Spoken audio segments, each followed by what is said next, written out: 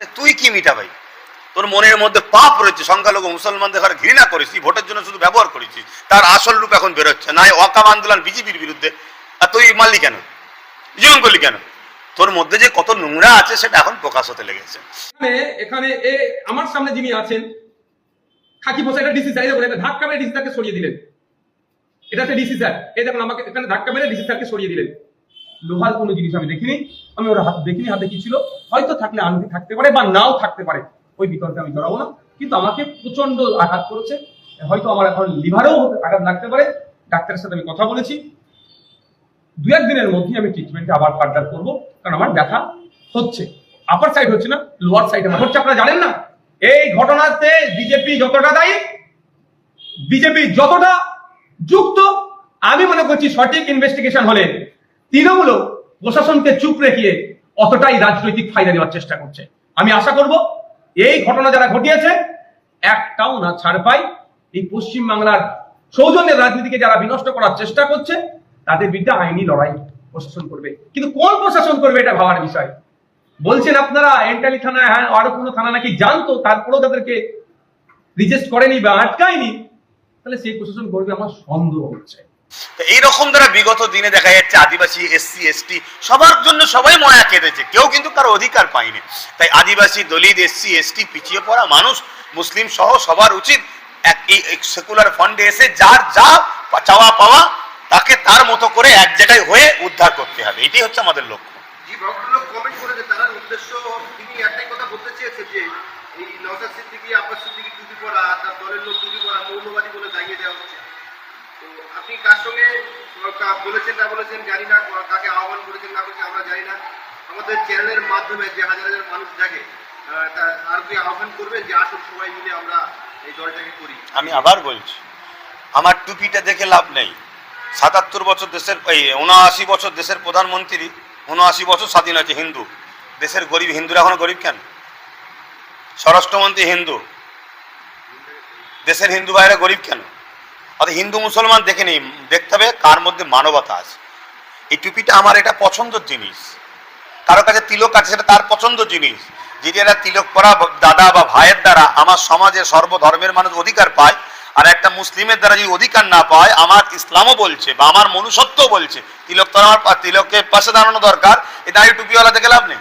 অপরদিকে একটা দাড়ি টুপিওয়ালা যদি মানুষকে অধিকার দেয়, হিন্দু মুসলিম খ্রিস্টান সবাইকে সমান সংবিধানের অধিকার দেয়, আর একটা যদি হিন্দু বড় হিন্দু সেজে যদি মানুষকে লোটে, আমার মনে হিন্দু ভাইদেরও ভাবা দরকার আমার দাড়ি টুপিওয়ালার পাশেই দাঁড়ানো দরকার।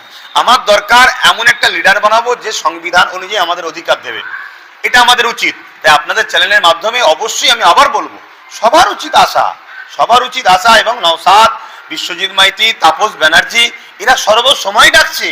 আর যদি নওশাদ চেয়ারম্যান হওয়াতে আপত্তি হয়, তাহলে টিএমসি দলের প্রধানকে ব্রাহ্মণ ঘরের মেয়ে কই? আমরা তো কখনো বলিনি ওটা হিন্দু সরকার। কেন বিজেপি সরকারের মাথায় কে? আমরা তো কখনো বলিনি। সিপিএম এর মেন মাথায় কে? আমরা তো কখনো বলি না হিন্দুদের দল। কংগ্রেসের মেন মাথায় কে? আমরা তো কখনো বলি হিন্দু দল। এই মন মানসিকতা, এই কমনাল চিন্তা ভাবনাটা আসছে কেন? প্রথম ভাবা দরকার, স্বাধীনতার পর থেকে আমরা যে দলই করেছি সবাই আমাদেরকে শোষণ করেছে। আসুন, সেকুলার ফ্রন্ট কোনো ব্যক্তির দল নয়। হিন্দু আসবে তার অধিকার যা আছে সে নেবে, আদিবাসী আসবে তার যা অধিকার আছে সে নেবে, সাঁওতাল আসবে তার যা অধিকার আছে সে নেবে, মুসলিম আসবে তার যা অধিকার আছে সে নেবে। আমরা সবাই মিলে লড়াই করে যার যেটা অধিকার ডাক্তার বাবা সাহেব আম্বেদকর দিয়েছে সংবিধান অনুযায়ী, আমরা যার যার অধিকার আমরা নেবো। তারা মনে করলো আর কতদিন বেদখল করে খাবো, এবার আমরা একটু দখল করে খাই। তাই তারা ওয়াকফ বোর্ডটাকে তাদের কবজায় নিতে চাইলো। আচ্ছা আপনারা বলেন ওয়াকফ সম্পত্তি মানে কি? ওয়াকফে লিল্লাহ। আমাদের পূর্বপুরুষ ছাড়া, আমাদের পূর্বপুরুষ ভেবেছিল আমরা তো দুনিয়া ছেড়ে চলে যাব, আমরা তো মারা যাব, কিন্তু আমাদের মারা যাওয়ার পরে আমাদের যারা থাকবে, আমাদের বাচ্চারা, তাদের ভবিষ্যৎ হবে কি? তাই তারা তাদের জমি, তাদের টাকা পয়সা ওয়াকফে লিল্লাহ আল্লাহর রাস্তায় তারা দান করেছিল, যাতে করে আমাদের মতন জেনারেশন, আমাদের পরের জেনারেশন তারা যেন সুস্থভাবে ভালোভাবে পড়াশুনো করতে পারে, তারা যেন সমস্ত দিক দিয়ে উপকারিত হতে পারে, তাই জন্য তারা দান করে গিয়েছিল। কিন্তু কেন্দ্র সরকার সেইটাকে হরণ করে নিতে চাচ্ছে। আমাদের প্রতিবাদ থাকবে, আমরা গণ আন্দোলন এমন তৈরি করব, আমরা এমন প্রতিবাদ করব, যে সময় কৃষি বিল আন্দোলন, যখন কৃষি যখন কেড়ে নিতে কেন্দ্র সরকার চাইছিল, কৃষকরা পাঞ্জাবের জমিনে এমন আন্দোলন শুরু করেছিল, কেন্দ্র সরকারের বাধ্য করিয়েছিল কৃষি বিল হটানোর জন্য। আমরাও এমন আন্দোলন তৈরি করব, আমরা জাতি ধর্ম বর্ণ নির্বিশেষে আমরা সবাই ভারতীয়, আমরা সবাই ভারতবর্ষের মানুষ, আমরা এমন গণ আন্দোলন শুরু করব, কেন্দ্র সরকার বাধ্য হবে ওয়াকফ বিলটাকেও বাতিল করার। তাই তো নাকি বন্ধুগণ? শেষ করার আগে কিছু কথা বলবো। ভোগালী 2 অঞ্চল তথা ভাঙড়ের জমিনে আমরা 9 তারিখ থেকে 14 তারিখ অধিকার সমাবেশ করছি। আমাদের অধিকার সমাবেশ করার জন্য আমরা থানায় গিয়ে পুলিশ প্রশাসনের কাছ থেকে পারমিশন চেয়েছিলাম। তারা আমাদের পারমিশন দিয়েছে এবং তারা আমাদেরকেও বলেছে সুস্থভাবে তোমরা তোমাদের কর্মসূচি পালন করবে। আমরা সুস্থভাবে আমাদের কর্মসূচি পালন করছি। তাই বন্ধুগণ বলবো, কোনো হুমকি চুমকির আমরা ভয় করি না। আপনারা ভাববেন না যে আইএসএফ এর ছেলেরা ছোট ছোট, ওদের অধিকার ওরা বুঝে নেবে না, এটা আপনারা ভাববেন না। আমরা ভাঙড়বাসী, আমাদের অধিকার 2026 সালে আমরা ঠিক আমাদের অধিকার কিভাবে বুঝে নিতে হয়, ময়দানে দাঁড়িয়ে থেকে আমরা আমাদের অধিকার বুঝে নেব।